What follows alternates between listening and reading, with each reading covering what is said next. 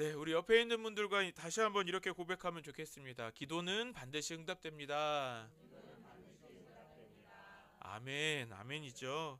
우리가 계속 이야기하고 있습니다. 기도는 반드시 응답된다는 것입니다. 왜냐하면 기도는 하나님의 일이기 때문에 그렇죠. 하나님께서 시작하신 일이기 때문에 분명히 하나님께서 응답하신다라는 것입니다. 그래서 우리가 오늘 기도 응답에 대해서 생각해 볼 때 기도 응답은 하나님의 은혜라고 말할 수 있어요. 여러분, 우리가 은혜라는 단어를 굉장히 좋아한다고 생각합니다. 왜냐하면 이 은혜는 하나님으로부터 주어지는 것이기 때문에 그렇죠. 은혜는 우리의 노력으로 되어지는 것이 아니라 하나님께서 전적으로 주실 때 우리가 받는 거예요. 그래서 에베소서 2장 8절에 너희가 그 은혜로 인하여 믿음으로 말미암아 구원을 받았나니라고 말씀합니다. 우리의 구원은 우리의 노력으로 되는 것이 아니라 전적인 하나님의 은혜라는 것입니다. 이렇듯 성도는 주님의 은혜를 입고 살아갑니다. 또 주님의 은혜를 바라보며 소망하며 살아갑니다. 오늘도 우리에게 주님께서 주시는 그 은혜가 넘치시기를 소망합니다. 기도의 응답이 마찬가지입니다. 우리가 기도에 대해서 갖는 오해가 있는데요. 그건 뭐냐면 내가 기도를 해야지만 응답이 된다라고 생각하는 거예요. 내가 기도를 많이 하면 하나님께서 그 많이 하는 기도를 들어주시고 그것에 따라서 응답을 하신다라는 생각인 거죠. 그런데 여러분, 하나님이 기도를 많이 하면 그렇게 응답하시는 분이신가요? 중요한 건 기도는 누구의 일이죠? 네, 죄송합니다. 저희 아이들이 왔다 갔다 해서 죄송합니다. 기도는 누구의 일입니까? 나의 일이 아니라 하나님의 일인 거예요. 어떤 사람은 기도를 짧게 했는데 금방 응답이 돼요. 너무 부럽죠. 그런데 어떤 사람은요, 기도를 오래 했어요. 정말 열심히 기도하고 많이 기도하는데 여전히 응답이 없는 경우도 있다는 거예요. 여러분, 이것은 무엇을 말씀하는 것입니까? 기도는 나의 힘으로 되는 것이 아니라는 거예요. 하나님께서 시작하신 일이기 때문에 하나님께서 응답하시는 것이 기도 응답이라는 겁니다. 그래서 기도 응답은 전적인 하나님의 은혜다라고 말할 수 있는 것이죠. 여러분, 우리가 내가 기도를 많이 해서 응답되는 것이 아니라고요. 하나님께서 우리에게 응답을 주시려고 우리를 기도의 자리로 인도하신다는 겁니다. 그래서 그 기도의 자리가 은혜의 자리인 것입니다. 우리가 기도할 수 있는 것만으로도 그것이 바로 은혜다라는 거예요.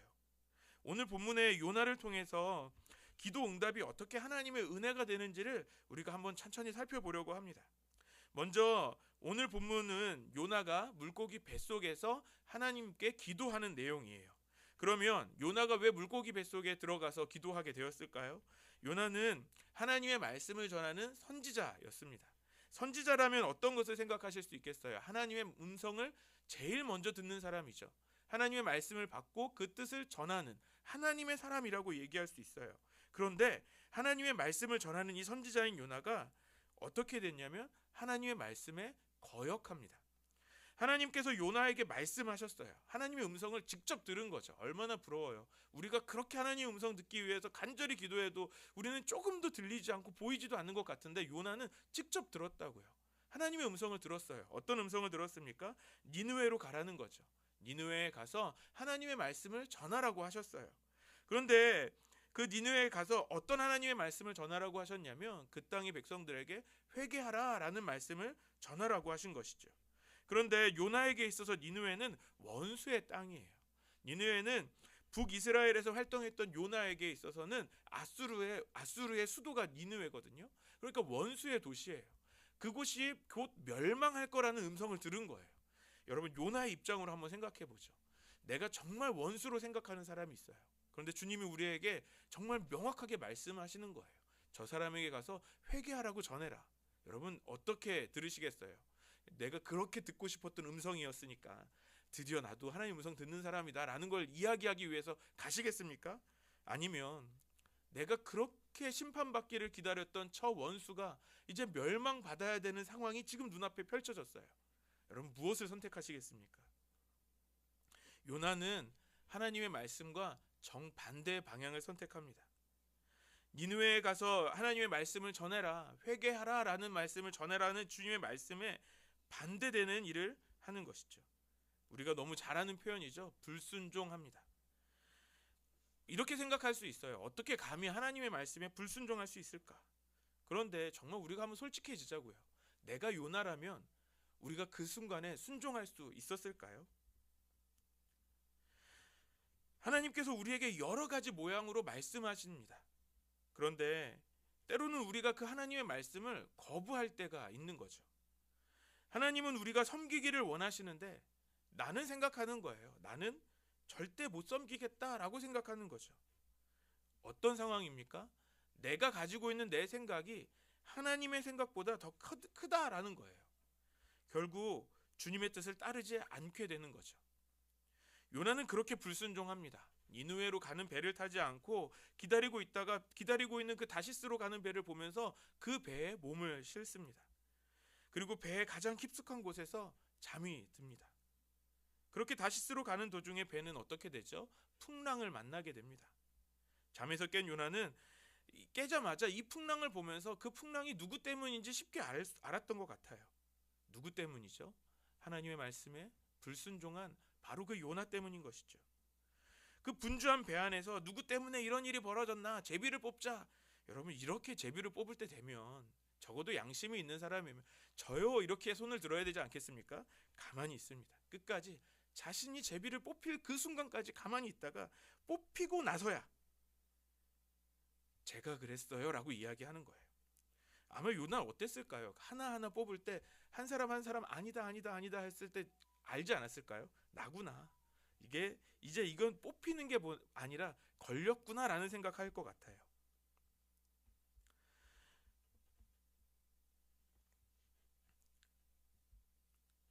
그래서 이제 요나가 이야기하는 거죠. 이 상황은, 이 풍랑은 하나님의 말씀에 불순종한 나로 인한 것이니 이것을 해결하기 위해서 어떻게 하라고요? 자신을 바다에 던지라라고 말하죠. 요나는 잘 알고 있었던 거예요. 하나님의 말씀에 불순종했으니 당연히 하나님의 심판을 받는 것이 당연하다라는 것을 생각하고 있는 거죠. 그렇게 요나는 바다에 던져집니다. 그리고 요나가 바다에 던져지자 정말 놀랍게도 그 바다는 잠잠하게 되죠. 우리 요나 1장 17절 말씀, 1장 17절 말씀 같이 읽겠습니다. 시작. 주님께서는 큰 물고기 한 마리를 마련하여 두셨다가 요나를 삼키게 하셨다.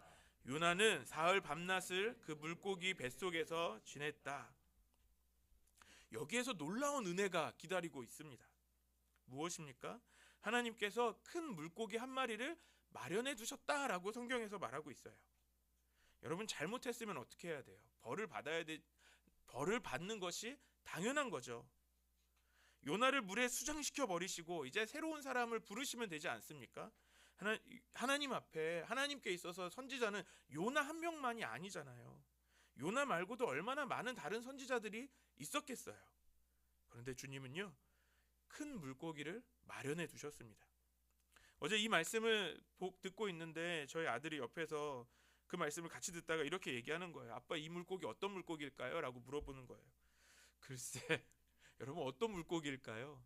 큰 고래? 아니면 뭐 여러분이 아는 종류 중에 고래 중에 아주 가장 큰 고래가 있겠죠. 이 세상에 있는 어떤 고래, 우리가 아는 어떤 고래일까요? 아니면 우리가 정말 알 수 없는 심해 깊은 곳에서 사는, 뭐 심해 깊은 곳에는 아주 어떤 동물이 살지 알 수 없잖아요. 그런 물고기가 올라와서 먹은 걸까요? 어떤 건지 정확히 알 수 없어요. 성경에서는 이 물고기가 고래인지 상어인지 뭐 중요하게 말하지 않습니다. 중요한 것은 큰 물고기. 분명한 것은 하나님께서 이 요나를 삼킬 만한 물고기고, 또 요나가 그 뱃속에서 사흘 밤낮을 지낼 수 있을 만한 물고기를 예비해 두셨다라는 겁니다. 여러분, 이건요, 우리의 상식으로 이해가 되는 이야기가 아닌 거예요. 이건 정말 기적이라고밖에 설명할 수 없을 것 같습니다. 중요한 것은 이 모든 일을 하나님께서 준비해 두신 일이라는 것입니다. 요나는 어떻게 되어야지 맞습니까? 요나의 결론은 죽어야 되는 게 마땅하는 것이죠. 그런데 그런 요나를 구하시기 위해 하나님께서 큰 물고기를 준비하셨다는 거예요. 이 물고기가 상어인지 고래인지 그것이 중요한 것이 아니라 하나님께서 요나를 위해서 그 큰 물고기를 마련해 두시고 계셨다라는 겁니다. 왜요? 하나님께서 요나에게 은혜를 주시는 것이죠. 어떤 은혜를 주십니까? 하나님 앞에 불순종한 요나이지만 기도할 수 있는 은혜를 주신 것입니다. 하나님 앞에 불순종한 요나에게 다시 한번 기도할 수 있는 그 은혜를 주셨다는 거예요. 오늘 우리가 기도하는 것도 마찬가지입니다. 하나님께서 우리에게 기도할 수 있는 은혜를 주신 줄 믿습니다. 여러분, 우리도 요나와 같지 않습니까? 내 뜻대로 기도하고 싶잖아요. 하나님의 뜻보다 내 뜻이 더 앞서서 내 맘대로 되어야 한다라고 생각하는 그 기도가 있지 않습니까? 그래서 때로는 하나님이 아무리 우리에게 여러 가지 모양으로 말씀하셔도 우리는 그 말씀에 불순종할 때가 있어요. 그럼에도 하나님은 우리에게 은혜를 주신다는 것입니다. 우리에게 다시 한 번 더 기도할 수 있는 그 기회를 주신다는 겁니다. 그러므로 기도는요, 이 기도의 응답은요, 내 노력으로 되는 것이 아니라는 거예요. 하나님께서 주시는 은혜, 하나님의 전적인 은혜인 줄 믿습니다. 그래서 오늘 요나는 그것을 알게 되고 또 기도하고 있습니다. 요나의 기도 속에 보면 하나님께서 어떤 은혜를 주셨는지 우리가 두 가지로 살펴보겠습니다. 첫 번째로 하나님은 절망의 순간에 기도할 수 있는 은혜를 주십니다. 오늘 본문 2절과 3절 말씀 같이 읽겠습니다. 시작. 아뢰었다. 내가 고통스러울 때 주님께 불러 아뢰었더니 주님께서 내게 응답하셨습니다. 한가운데서 살려달라고 외쳤더니 주님께서 나의 호소를 들어주셨습니다. 주님께서 나를 바다 한가운데 깊음 속으로 던지셨으므로 큰 물결이 나를 애워싸고 주님이 파도와 큰 물결이 내 위에 넘쳤습니다. 오늘 본문에서 요나는 어디에 있습니까? 물고기 뱃속에서 사흘 밤낮을 기도하면서 보냅니다. 그런 요나의 기도를 보니까 하나님께서 어떻게 하셨다고요? 고통 중에 응답해 주셨다라고 고백합니다.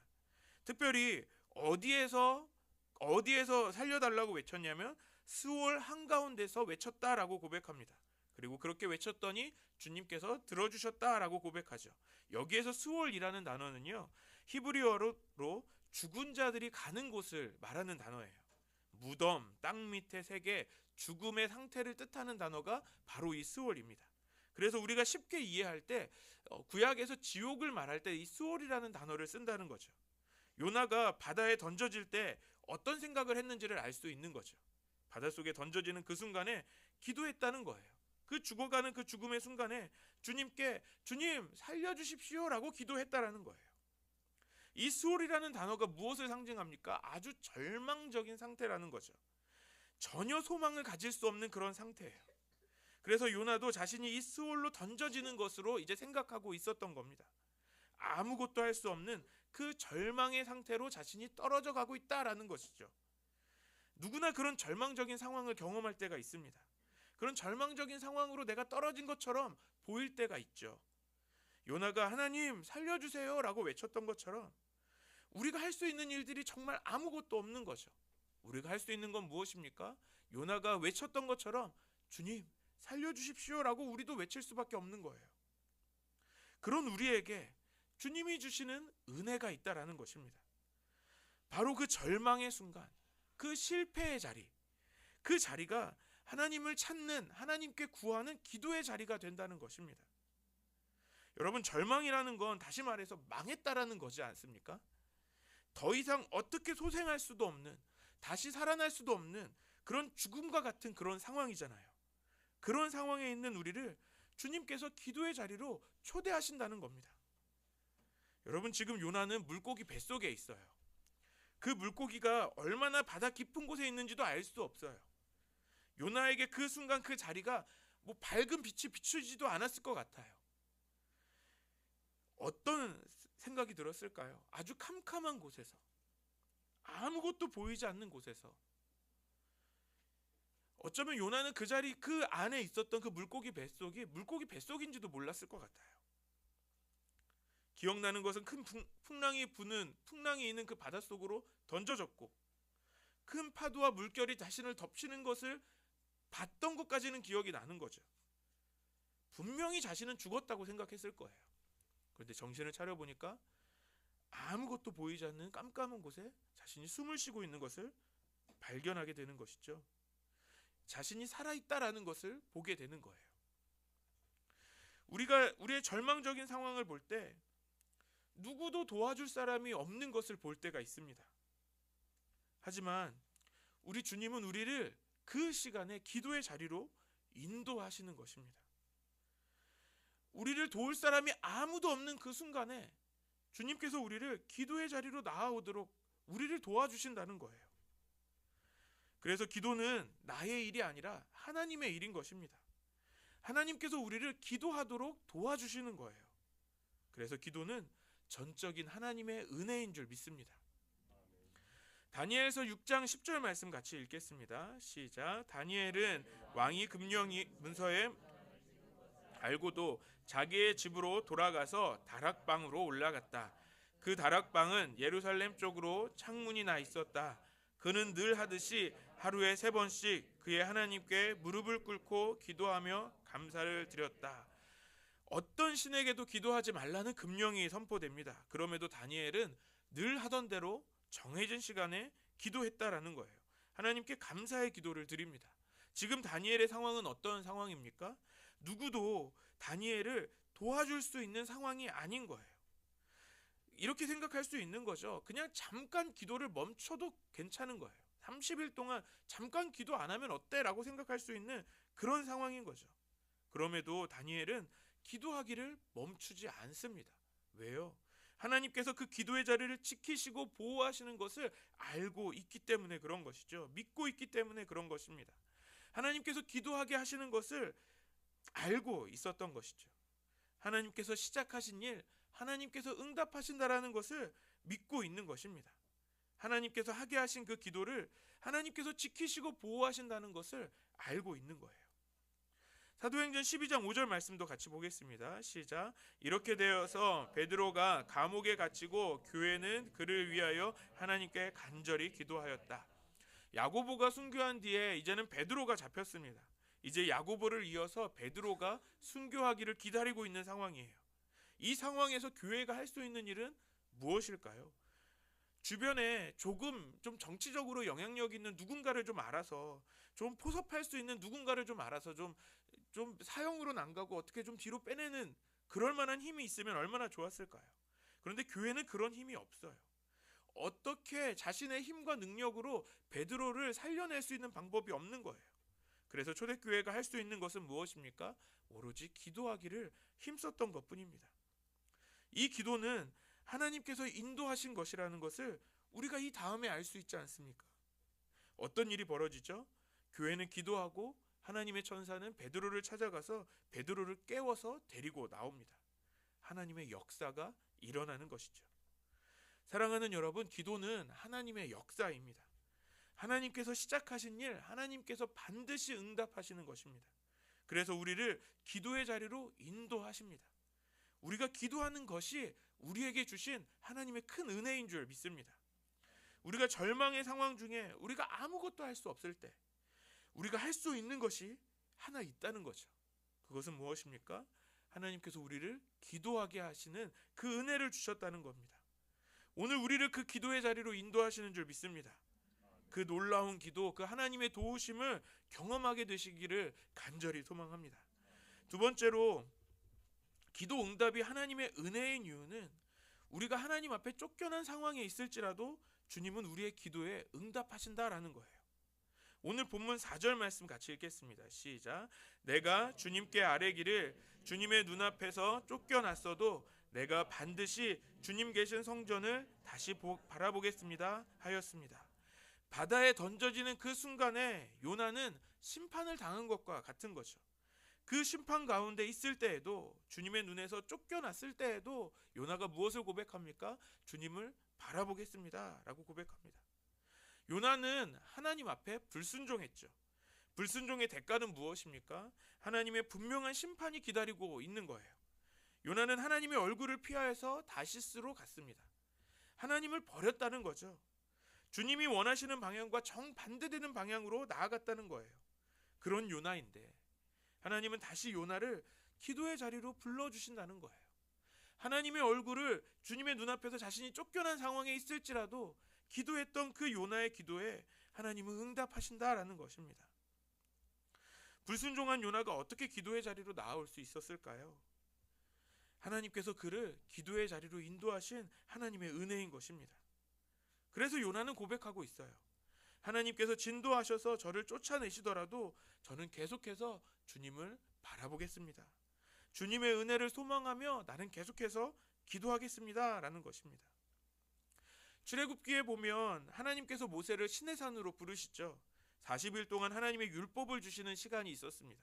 그때 이스라엘 백성들은 그 40일 동안 모세를 기다립니다. 40일이라는 그 긴 시간을 이스라엘 백성들이 기다릴 수 없었어요. 그래서 아론을 중심으로 황금 송아지를 만들고 하나님을 대신하여서 이 우상을 숭배하면서 하나님 앞에 불순종하기 시작하죠. 그때 하나님은 굉장히 진노하셨습니다. 이제 모세만 남기고 다 죽이겠다고까지 작정하셨어요. 그때 모세는 하나님께 기도합니다. 출애굽기 32장 11절부터 14절 말씀 같이 읽겠습니다. 시작. 모세는 주 하나님께 애원하였다.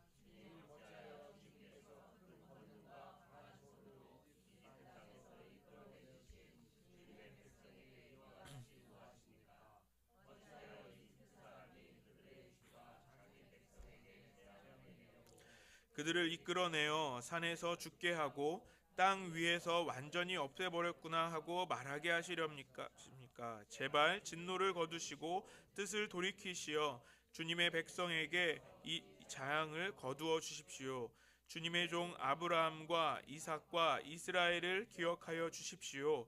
주님께서 그들에게 맹세하시며 이르시기를 내가 너희의 자손을 하늘의 별처럼 많게 하고 내가 약속한 이 모든 땅을 너희 자손에게 주어서 영원한 유산으로 삼게 하겠다고 하셨습니다. 모세가 이렇게 14절 모세가 이렇게 간구하니 주님께서 뜰을 돌이키시고 주님의 백성에게 내리시겠다던 재앙을 거두셨다. 이스라엘을 완전히 없애버리려고 하셨던 하나님의 마음이 모세의 기도로 변합니다. 여러분 무엇을 말씀하시는 것입니까? 모세는 하나님의 마음을 알고 있었던 것이죠. 하나님의 계획과 뜻을 알고 있었어요. 그래서 하나님 앞에 다시 한번 기도합니다. 하나님은 그 모세의 기도를 통해서 뜻을 돌이키시죠. 바로 이스라엘이 버려진 그 순간에 하나님은 다시 한번 뜻을 돌이키시는 거예요. 하나님은 우리를 완전히 버리지 않으셨다는 것입니다. 다시 한번 주님 앞에 나아갈 수 있는 기회를 또 주시는 거예요. 지금도 여전히 주님께서 우리에게 기회를 주시는 줄 믿습니다. 또 아직 주님께 돌아오지 않은 자들에게도 주님은 여전히 기회를 주신다는 거죠. 하나님은 기도의 자리로 우리를 인도해 주십니다. 우리가 비록 주님의 얼굴 앞에서 쫓겨났을지라도 우리가 주님을 바라보며 나아올 때 우리 주님은 우리를 받아주시는 것이죠. 그래서 우리를 부르시는 그 기도의 자리로 나아가는 저와 여러분들 되시기를 소망합니다. 여러분 결국 기도는요 내가 하는 것이 아니라 하나님의 은혜로 하게 된다는 것입니다. 우리의 모든 순간 우리를 주님께서 기도의 자리로 인도하시고 우리를 불러주신다는 겁니다. 그것은 우리를 포기하지 않으신 하나님의 사랑이며 우리에게 주신 하나님의 은혜입니다. 사랑하는 여러분, 우리를 부르시는 그 기도의 자리로 나아가는 저와 여러분들 되시기를 소망합니다. 기도하게 하시는 그 하나님의 은혜를 경험하는 요나는 이제는 결단합니다. 본문 7절 말씀 같이 읽겠습니다. 시작. 내 목숨이 힘없이 꺼져갈 때에 내가 주님을 기억하였더니 나의 기도가 주님께 이르렀으며 주님 계신 성전에까지 이르렀습니다. 내 목숨이 힘없이 꺼져갈 때 내가 죽어가는 그 절망적인 상황에서도 요나는 기도했다라는 겁니다. 그리고 그때 주님께서 들어주십니다. 오늘 우리도 마찬가지죠. 우리의 목숨이 힘없이 꺼져가는 것 같은 그런 상황에 있을지라도 우리가 너무 피곤하고 힘들어서 기도할 수 없는 상황 중에 우리가 있을지라도 우리가 할 수 있는 일은 무엇입니까? 또 우리가 해야 하는 일은 무엇입니까? 그것은 바로 기도인 것입니다. 우리가 기도하는 그때에 주님께서 들으시고 응답하십니다. 아니 우리가 그런 시간이 우리에게 있는 이유는 우리에게 응답을 주시기 위하여서 기도의 자리로 우리를 불러주신다는 것입니다. 사랑하는 여러분, 하나님은 우리의 기도에 응답하십니다. 그것은 전적인 하나님의 은혜입니다. 우리를 기도의 자리로 인도하시는 그 은혜를 놓치지 않는 저와 여러분들 되시기를 소망합니다. 하나님께서 우리를 기도의 자리로 부르십니다. 그 부르심에 응답하는 저와 여러분 되시기를 소망합니다. 그래서 우리 안성열린교회가 그 주님의 부르심에 응답하는 교회, 하나님의 그 놀라운 은혜, 그 기도 응답을 경험하는 교회 되기를 간절히 축원합니다. 우리 다 같이 기도하시겠습니다. 살아계신 하나님 감사합니다. 우리의 삶의 절망적인 순간에서도 주님은 역사하셨습니다. 내가 버려진 것 같은 때에도 주님은 여전히 역사하셨습니다. 우리를 기도의 자리로 인도하셨고 우리에게 응답하시는 그 은혜를 주셨습니다. 우리가 그 은혜를 기억합니다. 또 우리가 그 은혜를 잊지 않겠습니다. 주님께서 우리를 기도의 자리로 인도하실 때 우리가 기쁨으로 나아가겠습니다. 우리에게 은혜 베푸시는 주님, 그 은혜를 더욱 넘치게 부어 주시옵소서. 우리를 기도하게 하시는 주님, 날마다 주님이 주시는 그 응답을 경험하게 하여 주옵소서.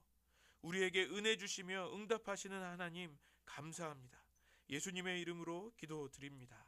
아멘.